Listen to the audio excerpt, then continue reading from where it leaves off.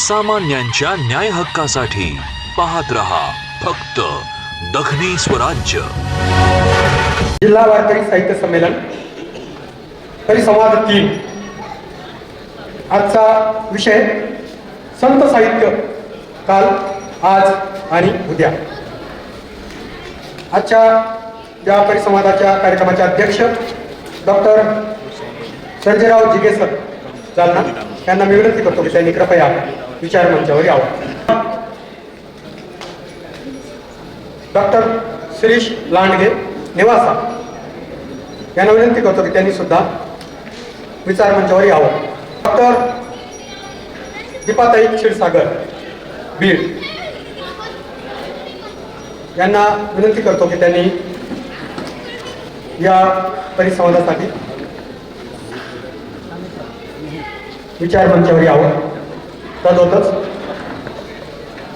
Jayu Bhatkar Mumbai, doctor Sarjerao जिगे संशोधक मार्गदर्शक तथा प्राध्यापक प्रतिष्ठान महाविद्यालय पैठण, अध्यक्ष मराठी अभ्यास मंडळ डॉक्टर बाबासाहेब आंबेडकर मराठवाडा विद्यापीठ छत्रपती संभाजीनगर यांनी आजच्या परिसंवादाचं अध्यक्षस्थान स्वीकारलं, त्याची स्वीकृती द्यावी। सरांनी या परिसंवादाचं अध्यक्षस्थान स्वीकारलेलं आहे। सरांच्या परवानगीने पुढील कार्यक्रम मी या ठिकाणी येत आहे। सर्वप्रथम आजच्या या मान्यवरांचं स्वागत करणं आपलं कर्तव्य आहे। आजच्या कार्यक्रमाचे अध्यक्ष डॉक्टर सर्जेराव जिगे यांचं स्वागत विशाल तांबे यांनी करावं अशी मी त्यांना विनंती करतो। डॉक्टर सर्जेराव जिगे सर हे भाषा साहित्य संस्कृती आणि संशोधन परिषद छत्रपती संभाजीनगर या संस्थेचे अध्यक्ष आहेत। त्यांनी 14 विद्यार्थ्यांना PhD साठी मार्गदर्शन केलेलं आहे। 5 ग्रंथ त्यांचे प्रकाशित आहेत आणि संपादित असे 7 ग्रंथ आहेत। 57 प्रकाशित शोध निबंध डॉक्टर सर्जेराव जिगे सरांचे आहेत। यानंतर डॉक्टर शिरीष लांडगे नेवासा यांचं स्वागत पगार सर यांनी करावं। पगार सरांना विनंती करतो त्यांनी कृपया 29 वर्षाचा अनुभव आहे।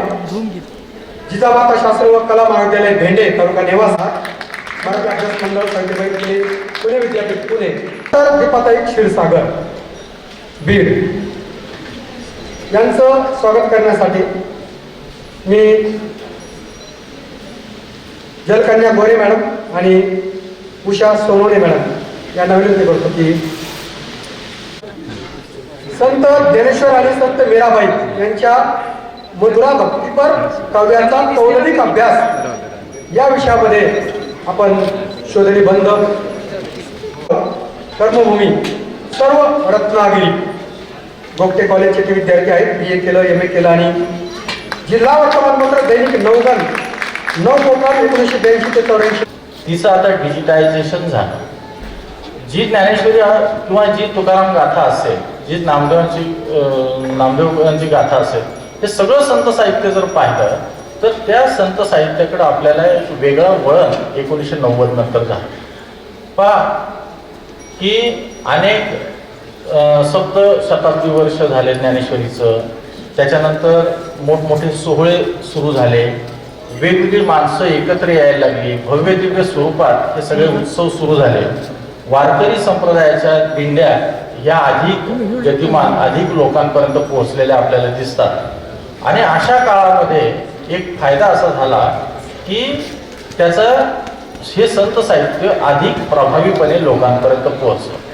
आज तुम्ही पहा, इंटरनेटवर कुठलाही संदर्भ जर शोधायचा असेल तर मूळ सगळे संदर्भ आपल्याला इंटरनेटवर पाहायला मिळतात। कोण काय म्हटलं, कोणाची काय मतं आहे, हे सगळं दिसायला लागलं। आणि कधी नव्हे तो इतका विकास आपल्याला संशोधनात झालेला दिसतो। पण त्याचबरोबर आपल्याला असंही दिसतं की वारकरी संप्रदायातल्या बाबतीत आपल्याला हे पाहायला मिळतं. वारकरी संप्रदायातले सुद्धा आपल्याला थोर अभ्यासक जे आहेत, थोर कीर्तनकार आहेत, त्यांचेही मतांतर, त्यांची कीर्तनं, प्रवचनं याचा आपल्याला घर बसल्या त्याचा प्रत्यय यायला लागला. आणि तो प्रत्यय यायला लागल्यानंतर प्रत्येक जण, म्हणजे संत नामदेवांनी जसं सांगितलं होतं, ज्ञानेश्वरी कशी अभ्यासायची, नामा म्हणे ग्रंथ श्रेष्ठ ज्ञानदेवी एक तरी ओवी अनुभवावी. हे अनुभव न येणार, याला ते अनेक पैलू त्याला प्राप्त झाले. आणि ते पैलू प्राप्त झाल्यानंतर आपल्याला ज्ञानेश्वरी किंवा एकूणच संत साहित्य हे अधिकाधिक कळायला आपल्याला लागलं. आणि म्हणून एकीकडं ह्या 90 नंतरच्या काळात हे जीवन एवढं गतिमान झालं, त्याच वेळेस आपल्याला असं दिसतं की जीवनातले हे स्थित्यंतर झाली, संत साहित्य हे अधिक लोकांपर्यंत जाऊन पोहोचलं. त्यामध्ये युवा वर्ग आहे, म्हणजे एक कालखंड असा होता मध्यंतरीचा की लोक संत साहित्याकडं पाहायचं, म्हणजे नवशिक्षिताच्या संदर्भात मी विधान करतो की त्यांचं असं त्याच्याकडे एक वेगळ्या दृष्टीने पाहिलं जायचं. पण आज आपल्याला दिसतं की नवीन जो वर्ग आहे, युवा वर्ग आहे, तो सुद्धा या संत साहित्याकडं आकृष्ट झालेला आहे. आणि अशा काळात कीर्तन, प्रवचन, संगीत अशा माध्यमातून वेगवेगळी त्याची आविष्करणं आपण पाहतो. आणि कधी नव्हे ते आपण संत साहित्याकडं अधिक जोडलेलं आहे. मग हे सगळं तंत्रज्ञानामुळे झालं का? तंत्रज्ञानामुळे संत साहित्य पुढे गेलं का? असा पण कुणाला प्रश्न पडू शकतो, असा पण विचार होऊ शकतो. पण तसं नाही. मुळात हे संत साहित्य निर्माण झालं त्याचा एक मागचा इतिहास आपल्याला पाहायला मिळतो. तत्कालीन ज्या गरजा होत्या, तत्कालीन त्या समाजाची जी गरज होती, त्याच्या गरजेतून, एका कोंडीतून हे सर्व संत साहित्य आविष्कृत झालेलं आहे. त्या संत साहित्य जे संत ज्ञानेश्वर असतील, नामदेव असतील, एकनाथ असतील महाराज, या सगळ्यांनी, तुकाराम महाराजांपर्यंत जर आपण पाहिलं तर आपल्याला ह्या सगळ्यांच्या बाबतीत एकच पाहायला मिळतं की त्यांना सगळ्यांना सर्वसामान्यांच्या विषयीचा प्रचंड कळवळा होता. ते काय साहित्य म्हणून लिहिलं गेलं नाही, तर जीवनाचा एक मार्ग दाखवायचा हा एक प्रयत्न होता. ज्या काळामध्ये आपल्याला सर्वसामान्यांना धर्माचं मूळ रूप काय आहे हे माहीत नव्हतं, अशा काळात त्यांनी आपल्याला सर्वांना एक धर्माचं रूप सांगितलं आणि जीवनाचा एक मार्ग दाखवला. मी सुरुवातीला सांगितलं होतं की ह्या विचारांच्या अनेक वसाहती होत्या. त्या वसाहतींमधलं एक नवीन आविष्करण हे महाराष्ट्रामध्ये अस्तित्वात आलं. आणि हे अस्तित्वात येत असताना म्हणून ते साहित्य म्हणून लिहिलं गेलं नव्हतं, तर एक जीवनाचा मार्ग, एक दिशा देण्याचा प्रयत्न त्यावेळेच्या संत साहित्याने केला होता. आणि म्हणून आज आपल्याला असं दिसतं की त्या संत साहित्यामध्ये त्यावेळेसच ती आवाहकता जास्त होती. ते माणसाच्या मनाला भिडणारं होतं, माणसाच्या मनाला भिडून त्याच्यानुसार कृती करणारं होतं. म्हणजे एक साधं उदाहरण आहे पहा, म्हणजे पाटणकर सर मगाशी मी शेवटी ऐकायला आलो होतो. ते म्हटले की माणसाला भूक लागली, म्हणजे आपल्याला जेवायचं होतं आणि जेवायचं होतं म्हणून ते असं म्हटले की आता जेवायचं आहे, भूक लागलेली आहे, आणि अशा काळात अशा वेळी आपल्याला विचार पटत नाही, म्हणजे विचार लवकर पचणार नाही. पण तितकंच हे खरं आहे की जेवण झाल्यावर सुद्धा ते पचत नाही. झोपेची वेळ असते आणि झोपेच्या वेळेमध्ये असं कसं ऐकायचं ना. पण दोन बाबी आहे याच्यात. सांगायचा मुद्दा असा आहे की तुम्ही खूप दुःखात असा किंवा खूप सुखात असा, या दोन्ही वेळेस तुम्हाला या संत साहित्याची आवश्यकता वाटते का? हा ज्याचा त्याचा एक मार्ग असतो, शोधायचा असतो. कठीण वेळ असते आणि अशा वेळेस आपल्याला असं दिसतं की माणूस, असं म्हणतात की फार प्रतिकूल वेळ आली की माणसाला सगळं परमेश्वर वगैरे आठवतं असं म्हणतात आणि त्याच्या सुखात त्याला काही आठवत नाही.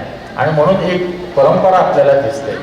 याच्याही पलीकडे जाऊन आपल्याला असं लक्षात येतं की माणूस काही जरी असलं तरी जीवनाचं, त्याचं वर्तन, त्याचे आचार याच्याशी त्याला मार्गदर्शन हे संत साहित्यच करतं. आज तुम्हाला लक्षात येईल 750 वर्ष झाली. 750 वर्ष झाल्यानंतरही तुम्हाला आपल्याला असं दिसेल की आपल्याला एखाद्या प्रश्नाचं कोडं उलगडलं नाही तर आपण पुन्हा त्या संत साहित्याकडे जातो. पुन्हा तुकाराम महाराज काय म्हणतात हे आपण पाहतो. आणि म्हणून आपल्याला असं दिसतं की आपला एक व्यापक मागचा भूतकाळ आहे एक व्यापक काळ आहे, ती विकसित होत होत आपल्यापर्यंत आज संत साहित्य आलं. आणि हे संत साहित्य आल्यानंतर इथून पुढच्या काळात काय होईल, उद्या काय असेल, तर त्याचं एक साधं उदाहरण आहे. एक T.S. इलियट नावाचं इंग्लिश कवी आहे, त्यांनी एक खंडकाव्य लिहिलेलं आहे. त्या खंडकाव्याच्या सुरुवातीची एक ओळ आहे, time past and time present is already in time future. भूतकाळ आणि वर्तमान काळ याच्यातून आपोआप भविष्य हे घडत असतं. आपल्याला असं दिसेल की मी तुम्हाला सर्व इतिहास एक थोडक्यात, मला दिघे सरांनी 10 मिनिटाची वेळ दिली, 15 मिनिटाची वेळ दिली, त्याच्यात मला ही मांडणी करायची. तर त्याच्यामध्ये मी तुम्हाला एवढंच सांगतो की गेली 730 वर्ष झाली. 730 वर्षांपासून संत साहित्य आपल्यापर्यंत पोहोचलेलं आहे. आणि त्याच्यामुळं आपण चिंता करायची गरज नाही, कारण भूतकाळ आणि वर्तमान काळ हा संत साहित्याच्या बाजूने आहे. त्याच्यामुळं भविष्य हे निश्चितच संत साहित्याच्या बाजूने असणार. त्याची गरज हे आपल्याला लागणार. त्याचं कारण असं आहे की मी जगावं कसं आणि कशा पद्धतीने राहावं याचं मार्गदर्शन आपल्याला संत साहित्याकडे जावं लागणार. आणि म्हणून संत साहित्य टिकवणं, बऱ्याचदा असं आढावलं होतं की असं कसं जगवायचं वगैरे, कुणीतरी प्रयत्न केले पाहिजे, असं काही नाही आहे. त्याच्यात मुळातच इतकी गुणवत्ता आहे, त्याच्यामध्ये मुळातच त्याच्या ज्ञानाची कक्षा एवढी विस्तीर्ण आहे की ते कुणा एकट्याचे प्रयत्न नाही, तर हा समूहाचं हे आविष्करण आहे. आणि ते आविष्करण आपल्याला अधिकाधिक संपन्न सकस तेकडं आपल्याला घेऊन जाईल, जीवनाचा मार्ग आपल्याला दाखवेल असं मला विश्वास वाटतो. आणि म्हणून आजही संत साहित्य आहे आणि उद्याही तितक्याच ताकदीने ते राहील असा मला विश्वास वाटतो. मला इथं संयोजकांनी बोलण्याची संधी दिली, त्याच्याबद्दल मी संयोजकांचे आभार मानतो आणि माझे 2 शब्द संपवतो. धन्यवाद. मी डॉक्टर दीपाताई क्षीरसागर यांना पाचारण करीत आहे. आणि विशेष गोष्ट आहे की त्यांच्या आवडीचं क्षेत्र मराठी साहित्य आहे.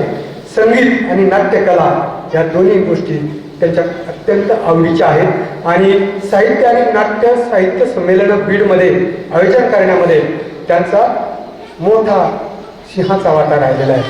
मी दीपाताई क्षीरसागर मॅडम यांना विनंती करतो की आपण या विषयावर आपलं मार्गदर्शन करावं.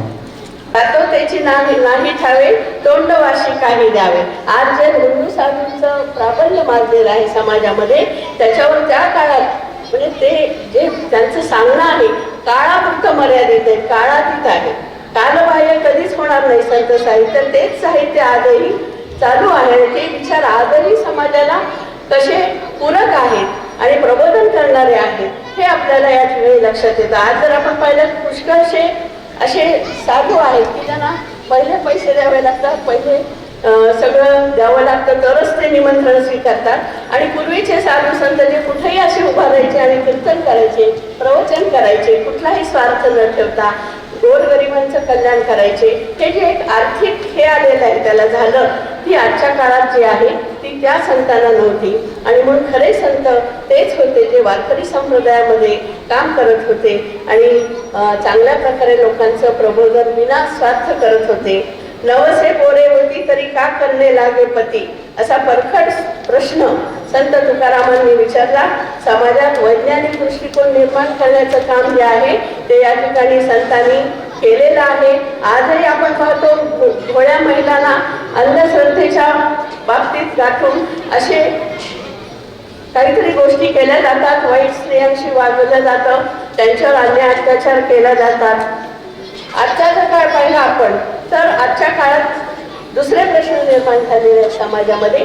त्यामध्ये आपण मानसिक ताणतणाव पाहतो. आज डिप्रेशन, आत्महत्या, शाळकरी मुलं असो, खूप IT चे खूप कमवणारे पैसे असतात पण तरी सुद्धा ते आत्महत्या करतायत. कुणालाच मानसिक शांतता नाही. मी नेहमी सांगते की आपल्याला व्यायाम केल्याने, आपलं जिम करतात आजकाल तरुण मुलं, जिम केल्याने शरीर चांगलं होतं, पण मानसिक ताणतणाव कसा दूर करणार? मानसिक ताणतणाव दूर करायचा असेल तर संत साहित्य हेच त्याच्यावर उत्तर आहे. आणि संत साहित्याचे विचार तुम्ही आत्मसात करा आणि मग तुमचं जीवन हे चांगलं होईल. तर म्हणून तरुणांनी सुद्धा संत साहित्याकडे कसं वळवता येईल तरुणांना, यासाठी प्रयत्न आजच्या काळात झाला पाहिजे असं मला वाटतं. आणि हे जे मनाचे जे आजार व्हायला लागलेत आजकाल, डिप्रेशन असेल, फ्रस्ट्रेशन असेल किंवा एकाकी राहणं असेल, आत्महत्या करणं असेल, तर या सर्वावर आमचे संत तुकाराम महाराज फार छान सांगतात की मन करारे प्रसन्न सर्व सिद्धीचे कारण. मन प्रसन्न असेल तर आयुष्य प्रसन्न होतं. आणि म्हणून मन प्रसन्न ठेवण्यासाठी संत साहित्य अभ्यासा, त्याच्यातून विचार घ्या चांगले. आणि असे विचार जर ऐकले तर आपण नक्कीच चांगल्या प्रकारे आपलं आयुष्य घालवू शकू. जे का रंजले गांजले त्यासी म्हणे जो आपुले, तोची साधू ओळखावा देव तेथेची जाणावा, असं संत तुकाराम म्हणतात. ते गरिबांमध्ये रंजल्या गांजलेल्यांना मदत करण्यातच खरं पुण्य आहे, हे त्यांनी या ठिकाणी सांगितलं. भगवे जरी श्वान सहज वेश त्याचा, तेथून अनुभवाचा काय पंथ, असं म्हणतात. भगवे घालणारे आज कपडे घालून फसवणारे खेड्यापाड्यात खूप लोक दिसतात आणि अशा वरपांगी वेशावर जाऊ नका असं तुकारामांनी त्या काळात सांगितलं. आणि ते आज आपल्याकडं खेड्यापाड्यात घडत आहे. हे फार महत्त्वाचं आहे असं मला वाटतं. आणि असे अनेक विचार जे आहेत ते संतांनी आपल्याला दिलेले आहेत. जातीयवादाबद्दल सुद्धा दलित साहित्य म्हणतो आपण, आज मोठ्या प्रमाणावर ते आलेलं आहे. पण जर आपण पाहिलं तर संत चोखामेळांचे अभंग घ्या, त्यामध्ये ते म्हणतात, उसे डोंगा परी रस नवे डोंगा, काय फुललासी वरलिया रंगा. अशा प्रकारे जातीयवादावर प्रश्न विचारण्याचं काम संत चोखामेळांनी केलेलं आहे. हे धाडस त्यांनी दाखवलेलं आहे. हे आपण पाहतो. मुक्ताबाई, जनाबाई, बहिणाबाई यासारख्या अनेक संत कवयित्री होऊन गेल्या, ज्यांनी समाजाला नीतिमूल्य शिकवण्याचं काम जे आहे ते केलेलं आहे. संत जनाबाई त्या काळात त्यांचा निर्भयपणा आणि विलक्षण आत्मविश्वास आजही आपल्याला अचंबित करतो. आज जी हिंमत एखादी स्त्री करणार नाही ती त्या काळात त्यांनी केलेली आहे. डोईचा बदल आला खांद्यावरी, भरल्या बाजारी जाईन मी, किंवा स्त्री जन्म म्हणून न व्हावे उदास, साधू संत ऐसे केले मद. त्याचबरोबर आपण जर पाहिलं तर बहिणाबाई, तुकाराम शिष्या बहिणाबाई यांनी समाजाशी आणि पतीशी सुद्धा संघर्ष करून समाजाच्या विरोधात जाऊन संत तुकारामांना आपलं गुरु केलं होतं. हे पण त्या काळात करणं फार अवघड आहे, ते त्यांनी केलं.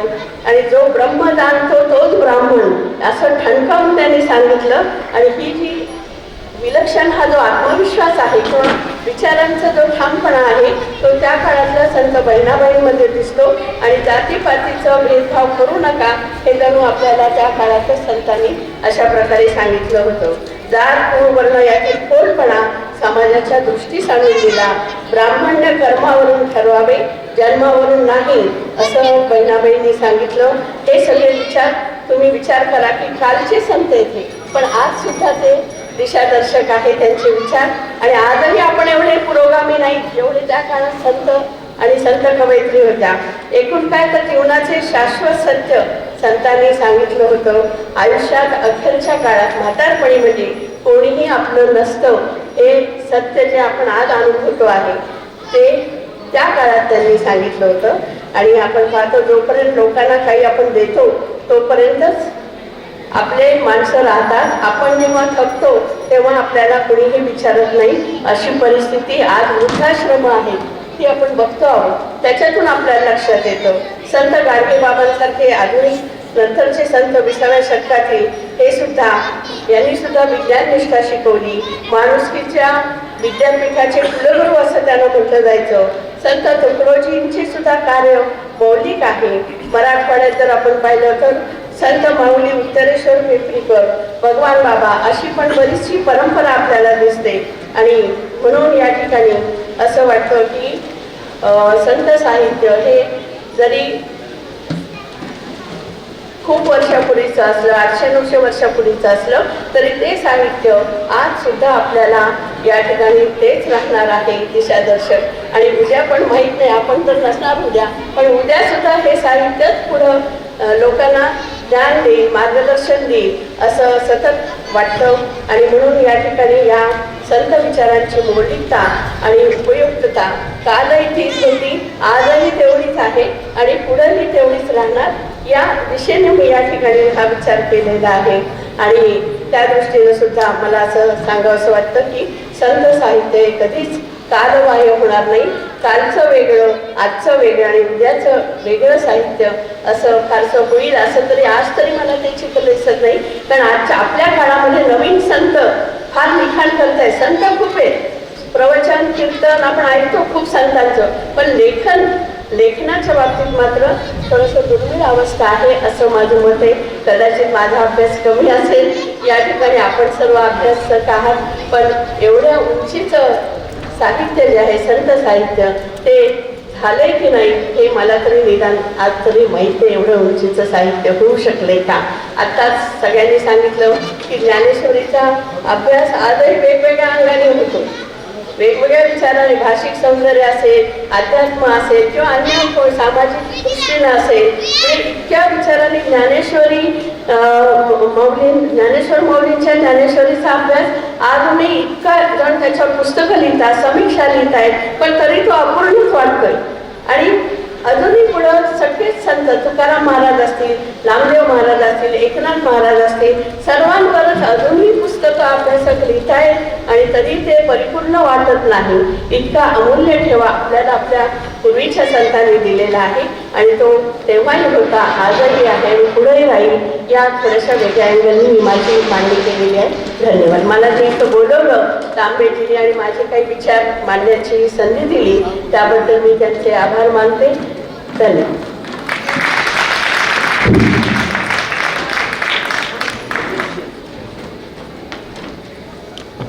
धन्यवाद क्षीरसागर मॅडम.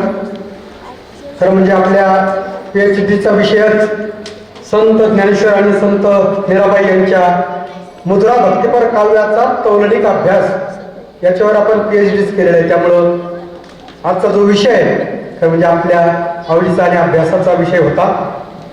यानंतर आदरणीय जयू भाटकर सर मुंबई यांना मी या ठिकाणी आपले विचार या ठिकाणी व्यक्त करण्यासाठी पाचारण करतो.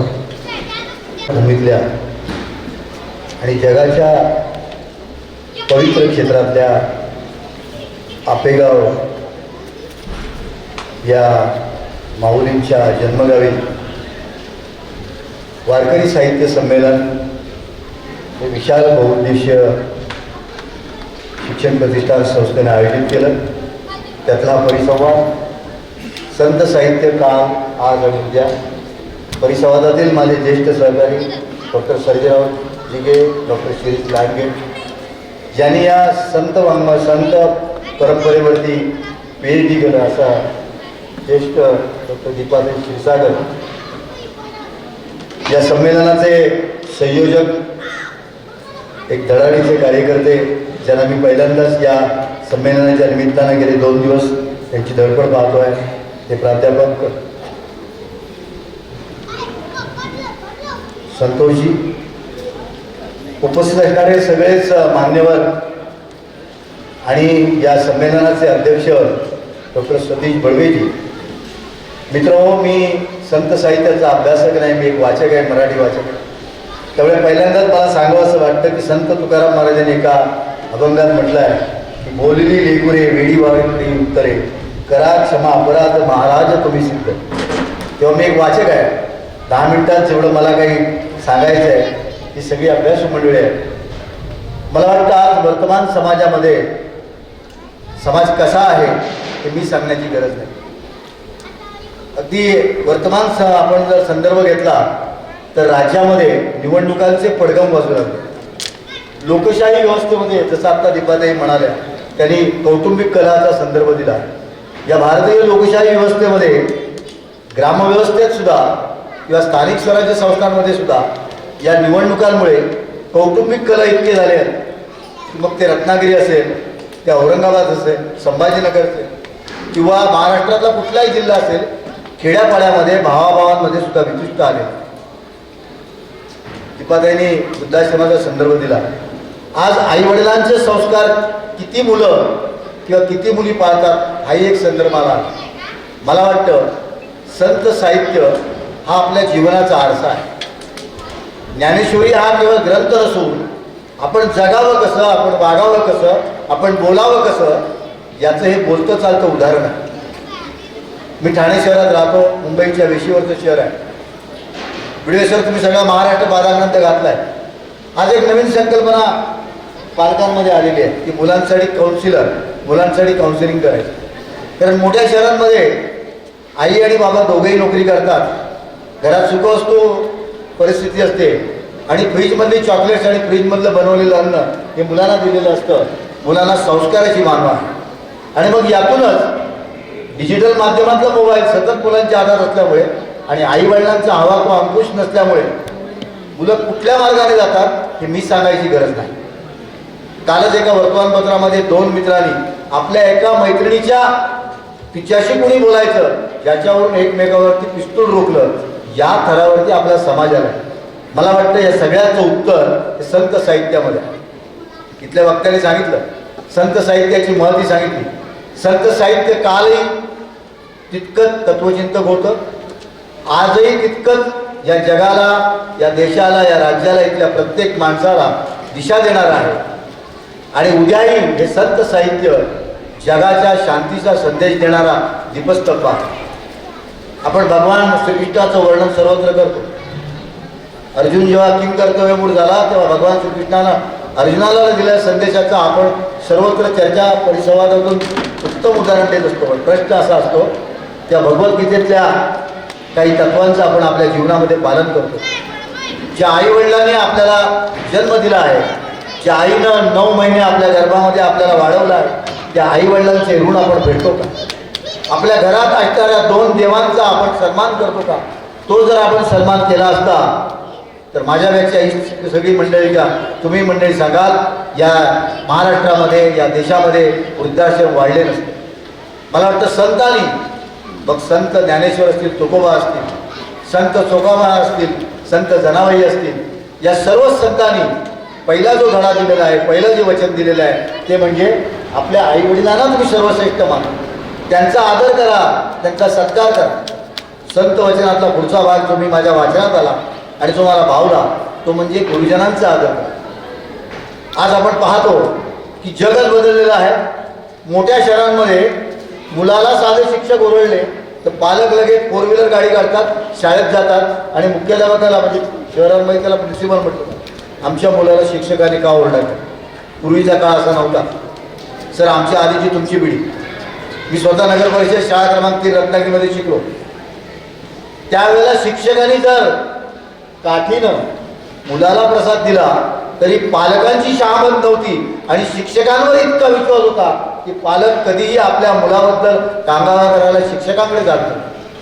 मी तपशिलाने एवढ्यासाठी सांगितलं की संत महंतांनी जी शिकवण दिली, मी जास्त ओवी किंवा अभंगाचा संदर्भ देणार एवढ्यासाठीच की 10 मिनिटामध्ये मला माझं जे प्रतिपादन करायचं आहे, जे विचार मांडायचे आहेत, तेवढ्यासाठी मी याचा ज्याला आपण एक आवाका म्हणतो त्या आवाक्यावरती बोलणार. मित्रांनो, आयुष्यात किती संयम असायला पाहिजे, आयुष्यात किती माणसानं शांत चित्तानं राहायला पाहिजे, याचं उत्तम उदाहरण हे संत वाङ्मयाने दिलेलं आहे. एका नाथांचं उदाहरण आहे. गोदावरीच्या तीरावरती नाथ जात असताना त्यांना यवनाचं दर्शन झालं. हा यवन पान खात होता आणि तो सतत थुंकत होता. पान खात होता आणि सतत थुंकत होता. नाथ गेले. एकदा तो यवन थुंकला, त्यांनी स्नान केलं. पुन्हा गेले त्याच मार्गावरून, पुन्हा तो यवन अंगावर थुंकला, पान खात होता. असं 21 वेळा झालं. विचार करा, आत्ताच्या वर्तमान जगामध्ये आपेगाव असो, ठाणे असो, रत्नागिरी असो, मुंबई असो, एखाद्या माणसाचा धक्का लागला तर आपण काय करू? आपला प्रतिकार कसा असेल? आपण अरेला कार्य कसं? नाथ अत्यंत संयमी आणि शांत होते. 21 वेळा त्या यवनानं थुंकल्यानंतर 21वावं स्नान केल्यावरती त्या यवनाला राहवलं आणि त्या नाथांना विचारलं की नाथ, मी 21 वेळा थुंकलो पण तुम्ही काहीच बोलला नाही, तुम्ही माझ्यावर काहीच रागवलं नाही. ते म्हणाले, तुझ्या थुंकण्यामुळे मी 21 वेळा स्नानाचा आनंद घेतला. माझं आयुष्य किती आहे मला माहीत नाही, पण त्या स्नानानं माझ्या शरीरातलं चराचर जे होतं त्यातून मला चैतन्य मिळालं. तेव्हा तुला मी खऱ्या धन्यवाद देतो, तू खऱ्या अर्थानं मला 21 वेळा स्नान करण्याची संधी दिली. मित्रांनो, इतकी उदात्तता, इतकी भव्यता विचारांची ही संतांच्या चरणी असू शकते. आपण पसायदानाचा उल्लेख करतो. पसायदान ही केवळ प्रार्थना नाही, ते जीवनाचं महाकाव्य आहे. आता विश्वात्मके देवे येणे वागे तो शावे तो शोनी मज द्यावे पसायदान. ज्ञानेश्वरांनी आपण भक्तांकडे, आपण जेव्हा मंदिरात गेल्यावरती प्रसाद मागत असतो, तो प्रसाद आपल्यासाठी मागत असतो. माझं भलं होईल, माझ्या कुटुंबाचं भलं होईल. पण ज्ञानेश्वरांनी जे पसायदानाचं जे तत्व सांगितलं ते विश्वरूप सांगितलं. जसं पहिले आपले वक्ते जे होते जिगे सरांनी, त्यांनी हे विश्वची माझे घर याचा जो संदर्भ दिला, मला वाटतं पसायदान हे त्याचंच एक मूर्तिमंत उदाहरण आहे. किंवा मित्रांनो, एक संदर्भ सांगतो. शिवशाहीर बाबासाहेब भोसले, बाबासाहेब पुरंदरे हे रत्नागिरी छत्रपतींच्या 8व्या पुतळ्याच्या उद्घाटनासर आले होते. 1982, 83, 84चा कालखंड आहे. मी आकाशवाणी रत्नागिरी केंद्रात किंवा मराठी कॅज्युअल अनाउन्सर होतो आणि मला वक्तृत्वाची आवड असल्यामुळे, ऐकण्याची इच्छा असल्यामुळे मी बाबासाहेब पुरंदरेंना ऐकायला गेलो. तेव्हा बाबासाहेब पुरंदरेंनी शिवछत्रपतीबद्दल, महाराजांबद्दल जे उद्गार काढले होते, तेच उद्गार या संत महंतांच्या साहित्याला लागू पडतात असं मला वाटतं.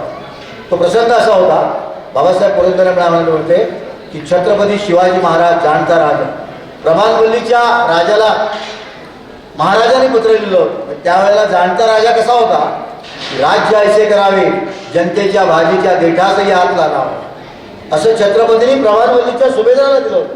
म्हणजे राज्य करा, सैन्य कसंही पळवा, पण ते पळवताना सामान्य माणसाला, रयतेला धक्का लागणार नाही. इतकंच नव्हे तर रयतेच्या मळ्यातल्या भाजीच्या देठालाही धक्का लागणार नाही, अशा पद्धतीने राज्य करा. म्हणून छत्रपतीला जाणता राजा म्हणतात असं सांगून बाबासाहेब पुरंदरे पुढे म्हणाले होते, सूर्याचं तेज कधी शिळ होत नसतं. ही साधारण 82, 83, 84चा प्रसंग मी तुम्हाला सांगतोय. बाबासाहेब पुरंदरे आपल्या भाषणात म्हणाले होते, सूर्याचं तेज कधी शिळ होत नसतं. तसंच मित्रांनो, मी एवढंच सांगेन की बाबासाहेब पुरंदरे नाही, पण त्यांच्या वक्तृत्वाचा एक रसिक आहे. मी एवढंच तुमच्यासमोर प्रतिपादन करेन.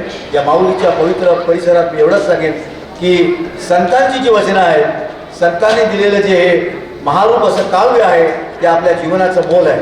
आणि हे जीवनाचं मोल आपण साधणं, मला वाटतं हे आपल्या जीवनाचं आणि आयुष्याचं खरं तत्व आहे. आपण घरात संस्कारांची विचार करतो. कुटुंब कलाचा मॅडमने उल्लेख केला. आज शहरांमध्ये, समाजामध्ये कौटुंबिक सौख्य असं राहिलेलं नाही. भौतिक सुख सगळं आहे आपलं. आपल्या प्रत्येकाच्या घरात इलेक्ट्रॉनिक साधनं आहेत. आपल्या तालुक्याच्या ठिकाणी, आपल्या जिल्ह्याच्या ठिकाणी आणि आपल्या राज्यस्तरावरच्या आंतरराष्ट्रीय सीमांवरती अनेक मोठे 6 पदरी 8 पदरी असे महामार्ग झालेले आहेत. दैनंदिन जीवनाचं वर्तमान तुम्हाला आरसा दाखवतो आहे आणि ते सांगण्याचा प्रयत्न करतो. तर प्रश्न असा आहे, आपण विमानातनं फिरतो आहोत, आपण कलर टीव्हीवर सगळं बघतो आहोत. डिजिटल माध्यमानं जग इतकं छोटं झालं आहे. या भौतिक सुखात आपल्याला आत्मिक समाधान आहे, आपल्याला आंतरिक समाधान आहे का? ज्या आंतरिक समाधानानं आपल्याला 2 मिनिटात झोप लागते. तुमचा बंगला मोठा आहे, तुमचं ऐश्वर्य मोठं आहे, पण तुम्हाला झोपेच्या गोळ्या घ्याव्या. मला वाटतं संत महंतांच्या वचनातून हे सिद्ध झालेलं आहे की आपलं मन, आपल्या मनाची शांती ढवून देऊ नका. म्हणूनच संतांनी सांगितलं हे विश्वची माझे घर. समाजाचं वर्तमान स्वरूप पाहताना नैतिक मूल्यांचा विषय नेहमीच निघतो, ज्याच्यावरती तालुका, राज्य आणि राष्ट्रीय स्तरावर सुद्धा परिसंवाद होत असतात. पण ही नैतिक मूल्य म्हणजे काय? आपल्या आईनं आपल्याला शिकवलेलं असतं, रस्त्यात चालताना एखाद्याला धक्का लागला, मग तो भिकारी असो, मग तो अस्वच्छ असणारा वेडा असो, त्याला धक्का जरी लागला तरी त्याला नमस्कार करावा. हा भारतीय परंपरेचा रिवाज आहे. आपण किती जण ते पाहतो. समाजात आपल्याला जे जे चांगलं आहे ते पाहतो आपण, पण संतांनी सांगितले जे जे उदात्य आहे, जे जे मंगल आहे, ते जीवनामध्ये आचरण करून घेतलं पाहिजे. आपण रस्त्यावर चालताना, मी रोजचंच उदाहरण सांगतो, रस्त्यावर जाताना सुंदर बगीचा दिसला की आपण थांबतो, सेल्फी काढतो. आपण पर्यटनाला गेलो की निसर्गरम्य ठिकाणी उभं राहून आपण सेल्फी काढतो, मित्रांबरोबर, मैत्रिणींबरोबर, आपण कुटुंबाबरोबर. पण आपल्या वाडीत, आपल्या गावात, आपल्या कॉलनीत जाताना एखादा उकिरडा आला तर आपण लगेच दुर्गंध येईल म्हणून हातात रुमाल घेऊन चालत राहतो. शरीरशास्त्राच्या सुरक्षेच्या दृष्टीने ठीक आहे, पण प्रश्न आहे समाजातली कुरूपता, समाजातलं न दिसणारं सौंदर्य, समाजानं नाकारणारं सौंदर्य, हे सुद्धा आपण पाहिलं पाहिजे. आणि ही पाण्याची दिव्य दृष्टी, हे पाण्याचं दिव्य तत्व जे आहे, हे तत्वज्ञान आपल्याला या संत साहित्याने दिलं. या सर्व संत साहित्याचा आपण जर अभ्यास केला, आपण जर विचार केला, तर माऊली म्हणतात की पंढरपूर हेच माझं विश्वरूप दर्शन आहे. विठ्ठलाचं दर्शन हेच माझं विश्वरूप दर्शन आहे. मित्रहो, ज्या दूरदर्शनच्या माध्यमातून माझा मागाशी सूत्रसंचालक जो माझा परिचय करून दिला, मी दूरदर्शनमध्ये 34 वर्ष नोकरी केली आणि बडवे सर मला सांगताना अभिमान वाटतो, सलग 20 वर्ष पंढरपूरच्या आषाढी एकादशीच्या महापूजेच्या चित्रीकरणाच्या निमित्तानं मी 40-50 जण माझ्या सगळ्या सहकाऱ्यांना शिलेदारांना घेऊन जात होतो आणि त्यामुळे पांडुरंगाची सेवा करायला मिळाली.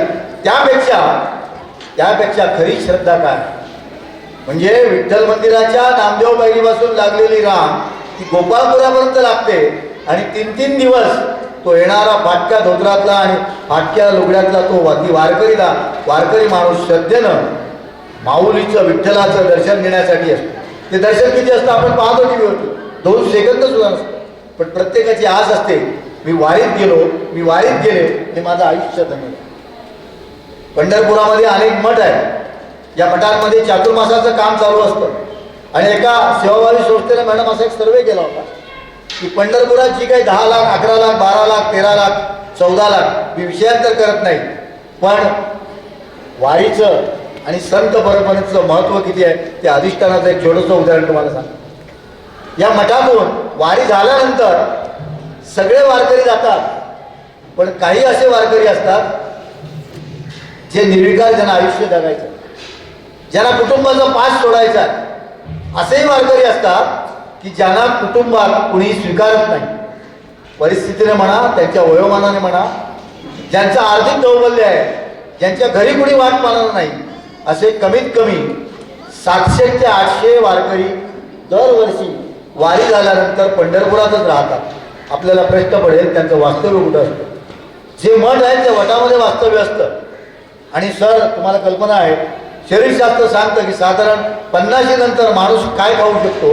दुपारची एवढी त्याला खिचडी बस होते आणि संध्याकाळची एवढी त्याला खिचडी बस होते. तो जास्त खात नाही, कारण आयुष्याच्या उतारवयाकडे त्याचं लक्ष लागलेलं असतं आणि परिस्थितीमुळे म्हणा, कसंही म्हणा, परमेश्वर आपला या जगातून कधी घेऊन जाईल याची त्याला आत असते. असे किमान 700 ते 800 लोक वारीनंतर त्या पंढरपुरातच स्थायिक होतात, त्या मठातून राहतात आणि मठातले लोक आनंदाने त्यांना स्वीकारतात. त्या सेवाभावी संस्थेने केलेला अहवालातला आणि निष्कर्षातला पुढचा भाग अंगावर काटा उभा करण्यासारखा आहे.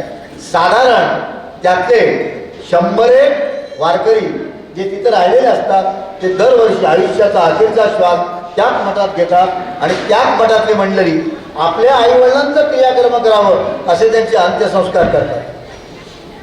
काही मंडळी अशी आहेत पंढरपुरात अशा पद्धतीनं निधन झालेलं, त्यांच्या घरच्यांना कळवलं जातं. कधीतरी आई संध्याकाळी सांगते, बाप संध्याकाळी सांगतो, जे वृद्धाश्रमात घडतं की माझा मुलगा अमुक ठिकाणी आहे, पण त्यांना न्यायला कुणीही येत नाही. ही वर्तमान भविष्य आणि भीषण परिस्थिती आहे. मला वाटतं संत साहित्यानं त्याला एक चांगल्या पद्धतीनं एक दिशा दिलेली आहे. मनाची एकाग्रता ही कशी असावी. संत महंत, मगाशी दीपा मॅडमनी सांगितलं त्या मताशी मी मॅडम तुमच्या सहमत आहे की संतांनी मौखिक पद्धतीनं आपले अभंग, आपल्या ओव्या, आपली जी वचनं होती ती लोकांपर्यंत पोहोचली.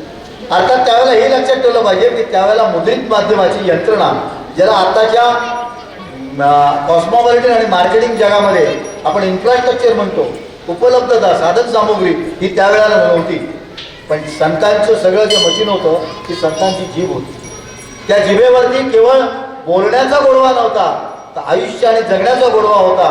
मला वाटतं संतांचं साहित्य हे मुद्रित माध्यमात जरी कमी असलं तरी पुढच्या कालखंडामध्ये ते त्या परंपरेत त्या लोकांनी, म्हणजे अगदी जसं तुम्ही गाडगे बाबांचा उल्लेख केला, भगवान दादांचा उल्लेख केला मराठवाड्यातल्या, तसं कोकणात स्वामी स्वरूपानंद होते. अगदी कैकाडी महाराजांपासून आळंदीच्या साखरे महाराजांपर्यंत ज्यांनी ती परंपरा चालवली. पण त्याच परंपरेत संतांनी महंतांनी हेच सांगितलं, मग तुकोबा असतील, मग ज्ञानोबा असतील, संत सावतामाळे असतील, सोकोबा असतील, नरहरी असतील, या सगळ्यांनी एकच सांगितलं, त्यांच्या वचनातून त्यांनी अंधश्रद्धेचे महापूर व्हायला दिले नाही. अत्यंत जबाबदारीने हे वाक्य तुमच्यासमोर सांग. त्यांनी अंधश्रद्धेला बढावा दिला नाही. त्यांनी काय सांगितलं की जे चांगलं आहे, जे उदात्त आहे आणि विज्ञानाचा जेव्हा आत्ता आपण डांबोरे पिटतो, विज्ञानाचे आता आपण ढोल वाजवतो, प्रत्येक संतांनी म्हणतो, कोबा असतील, ज्ञानेश्वर असतील, त्यांच्या सगळ्या अभंगांचं पारायण जर आपण केला, अभ्यास केला, तर आपल्या लक्षात येईल आत्ताचा जो विज्ञानवादी दृष्टिकोन आहे, म्हणजे विमानातून आपण फिरतो, पण त्या विमानाचा संदर्भ कुठेतरी त्या पुष्पक विमानामध्ये आहे, संत महंतांच्या पुष्पक विमानात. तुकोबाच्या गाथेचा आपण जो उल्लेख करतो की तुकोबाची गाथा त्या नदीपात्रामध्ये कशी बुडवली आणि ती वरती आली, मला वाटतं आधुनिक टेक्नॉलॉजी, आधुनिक तंत्रज्ञान आहे. आधुनिक तंत्रज्ञानामध्ये ज्याला ड्रायडॉक म्हणतात, मी कोकणात आहे, तरंगच्या गोद्या ज्या आहेत, त्या तरंगच्या गोद्यांचं जे तत्वज्ञान आहे, मला वाटतं तीच साम्यवादी दूरदृष्टी आपल्या संत महंतांकडे होती. मित्रांनो, बोलण्यासारखं भरपूर आहे. अजून अध्यक्ष म्हणून अध्यक्षांचं विवेचन तुमचं व्हायचं आहे, ते तुम्ही करा. हां मग ते विवेचन तुमच्या बोलण्याप्रमाणे आम्ही जे काय बोललो ते करावं असं मला वाटतं. संत साहित्यानं समता आणि बंधुतेचा मोठा संदेश दिलेला आहे. मित्रांनो, मला माहीत नाही तर तरुण पिढी आहे, तुम्ही वर्तमानपत्र किती वाचता? आम्हाला बाळांनो सांगाल का तुम्ही कोण कोण आपल्या शाळेतलं वर्तमानपत्र वाचता? प्लीज, तुमची परीक्षा घेत नाही, सांगा. तांबे सरांनी उत्कृष्ट अशी शाळा तुम्हाला करून ठेवलेली आहे. त्या शाळेमध्ये चांगलं ग्रंथालय आहे. त्या ग्रंथालयामध्ये तुमची जिल्हा दैनिक आहेत, राज्य दैनिक आहेत, ती दैनिकं तुम्ही वाचा. मग त्या दैनिकात तुम्ही वाचलात, राज्यस्तरावरच्या दैनिकात तुम्हाला बातम्या वाचायला मिळतील की आंतरराष्ट्रीय स्तरावरती विध्वंसक अशी युद्ध कशी चालली आहे. मग गाझापट्टी काय, पॅलेस्टाईनमध्ये कशा पद्धतीची युद्ध चालली आहेत, मी एक छोटासा प्रसंग सांगतो आणि मग तुमच्या लक्षामध्ये येईल की संत महंतांच्या वचनामध्ये जागतिक शांतीचा संदेश कसा दिलेला. तो संदेश एवढ्यासाठी त्याचा तुम्हाला मी उल्लेख करून सांगतो की गाझापट्टीमध्ये आणि पॅलेस्टाईनचं जे युद्ध झालं त्यात अनेक लोक मृत्युमुखी पडली, त्यांचा या युद्धाशी काही संबंध नाही आणि लहान लहान बालकं पडली मृत्युमुखी. मला असं वाटतं की जगात समतेचा, शांतीचा खरा संदेश आहे. त्या संदेशाचं पालन आपण जर केलं तर संतांच्या खऱ्या अर्थानं संत महंतांच्या शिकवणीचं आपण आचरण केलं असं होईल. वेळ झालेला आहे. सर खालून कुणाही करतायत, मलाही कल्पना आहे, अजून अध्यक्षाला बोलायचं आहे, म्हणून मी या ठिकाणी आवर्त घेतो. मी एवढंच सांगेन, संत साहित्य हे काल आईवडिलांचं संस्कार देणारं होतं, आज ते दीपस्तंभासारखं आहे आणि उद्या समाजाच्या नैतिक मूल्यांचं सारथ्य करणार आहे. त्यामुळे आधीच्या दोन वक्त्यांनी सांगितलं तोच दुवा बघून मी एवढं सांगेन, संत साहित्य हे चिरंतन आहे, ते शाश्वत आहे आणि तो जगण्याचं खरंखुरं ATM कार्ड आहे. जय हिंद, जय महाराष्ट्र, जय आंबेगाव. आजच्या कार्यक्रमाचे अध्यक्ष डॉक्टर सर्जेराव जिगे सर यांना विनंती करतो की त्यांनी या ठिकाणी परामर्श घ्यावा. महाराष्ट्र राज्य साहित्य आणि संस्कृती मंडळ आणि विशाल बहुउद्देशीय प्रतिष्ठान पैठण आयोजित वारकरी साहित्य संमेलन, मला असं वाटतं की आपण आज संमेलनाच्या शेवटच्या भागाकडे वळतोय. अर्थात या परिसंवादाचा हा शेवट. या आमचे मित्र संतोषजी तांबे, या संमेलनाचे स्वागत अध्यक्ष ज्ञानेश्वर महाराज कोल्हापूरकर, तसेच या संमेलनाचे उद्घाटक doctor Sadanand More sir,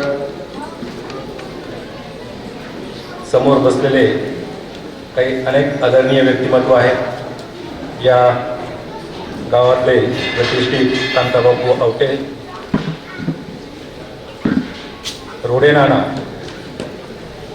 Gavhane sir, Deshmukh sir, खूप काही नावं घेता येईल. आपण सर्व आदरणीय विद्यार्थी मित्र, तसेच या परिसंवादामध्ये सहभागी झालेले आमच्या ज्येष्ठ भगिनी दीपाताई क्षीरसागर मॅडम, शिरीष लांडगे सर आणि त्यांनी आता एक वर्तमानावर चांगलं भाषण दिलं असे जयू भाटकर सर. या दोन गोष्टी असतात, अध्यक्ष होण्याची अडचणही असते आणि तसं काही गोष्टी सोप्याही असतात. सगळा विषय काही बोलून गेलेला असतो आणि अध्यक्षाचं काम एवढंच असतं. आता अलीकडं विसरत चाललंय बरंचसं अध्यक्षाची भूमिका काय असते ती, पण एकच असतं की त्यांचा समन्वय घालणे. एका शब्दात सांगायचं, या तिन्ही मान्यवरांनी जे काही इथं विषय मांडला संत साहित्याच्या संदर्भात त्याच्याशी मी सहमत आहे. पुन्हा पुन्हा पुनरावृत्ती करत नाही. शिरीष लांडगे सरांनी ऐतिहासिक दृष्टिकोनातून या संत साहित्याकडे बघितलं की जी शास्त्रशुद्ध पद्धतीनं या विषयाची मांडणी करायला पाहिजे त्या पद्धतीने त्यांनी इथं केलेली आहे. अगदी पूर्व काळापासून जेव्हापासून संत साहित्याची निर्मिती झाली 13व्या शतकापासून ते जागतिकीकरणापर्यंत आजपर्यंतचे सगळे संदर्भ त्यांनी जोडलेले आहेत. दीपाताईंनी हा सगळा आढावा व्यवस्थित त्या पद्धतीनं घेतलेला आहे आणि जयू घाटकर यांनी आपल्या संवादातून या संत साहित्याची महती आजच्या दृष्टिकोनातून एकदा सांगितलेली आहे. पुन्हा पुन्हा ते सगळे म्हणजे त्यांनी काय जे काही जीवनमूल्य असतील, जीवन जगण्यासाठी संत साहित्य किती महत्त्वाचं आहे, मौलिकता आहे वगैरे वगैरे ह्या सगळ्या गोष्टीशी आपण सहमत आहे. कालपासून आपण ह्या सगळ्या विषयावर चर्चाही केलेली आहे. त्याचं तत्त्वज्ञान असेल या सगळ्या विषयावर, त्याच्यावर मी फारसं जात नाही. फक्त एक मुद्दा थोडासा मला वेगळा वाटला जो दीपाताईंनी सांगितलेला आहे त्याबद्दल थोडासा खुलासा करावा असं वाटतं. नम्रपणे तो खुलासा करतो. आदरणीय बडवेसरित आहे. वारकरी साहित्य संमेलन आहे. वारकरी साहित्याचे लिखाण मॅडमने खंत व्यक्त केली की आज काही फारसं मोठ्या प्रमाणात लिहिलं जात नाही, पण वारकऱ्यांची अशी परंपरा आहे की निळोबारायानंतर कोणीही अक्षर त्याच्यात लिहायचं नाही. संत निळोबाराय हे शेवटचे वारकरी साहित्य निर्मितीमध्ये सगळे शेवटचे ते संत होते आणि अलीकडे मोठ्या प्रमाणात साहित्य निर्मिती झालेली आहे. आपण बघतोय अनेक संतांनी लिहिलेली, त्याच्यावर आता PhD मोठ्या प्रमाणात झालेले आहेत. पण तेव्हा त्या परंपरेत वारकरी परंपरेत ते मानल्या जात नाही म्हणून वारकरी साहित्य संमेलन आहे. म्हणून आपण निळोबारायापर्यंत त्या सगळ्याचा विचार करतो. म्हणून आजचं लिहिलेलं साहित्य फार मोठं लिहिलं की नाही लिहिलं हा संशोधनाचा विषय आहे, पण ते वारकरी साहित्य परंपरेमध्ये ते नक्कीच येत नाही. एवढासा एक छोटासा हे आम्हा घरी धन शब्दाचीच रत्ने शब्दाचीच शस्त्रे यज्ञ करू शब्दाची आमच्या जीवाचे जीवन शब्द वाटू धन जन लोका तुका म्हणे पहा शब्दाची हा देव शब्दाची गौरव पूजा करू. एवढं महत्व संत तुकारामांनी या अभंगामधून सांगितलेलं आहे शब्दाच्या संदर्भात, अर्थात या साहित्याच्या संदर्भात, की त्यालाच देव विश्वात सर्वस्व संपूर्ण धन संपत्ती काय असेल तर सगळं जीवाचं जीवन त्यांनी शब्दाला मांडलेलं आहे.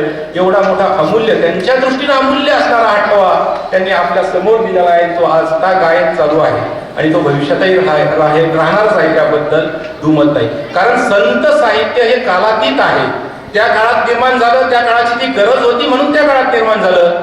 आजच्या काळातही त्याची गरज आहे आणि भविष्यात तर ती नक्कीच राहणार आहे. आपण बघतोय आज समाजामध्ये फार मोठी पोकळी निर्माण झालेली आहे आणि या पोकळी जी निर्माण झालेली आहे या पोकळीला खऱ्या अर्थानं उत्तर कुठे मिळत असेल तर ते संत साहित्यात मिळतं. पण एवढं उदार मन आपलं असलं पाहिजे, त्या दृष्टीनं त्याच्याकडे पाहिलं पाहिजे.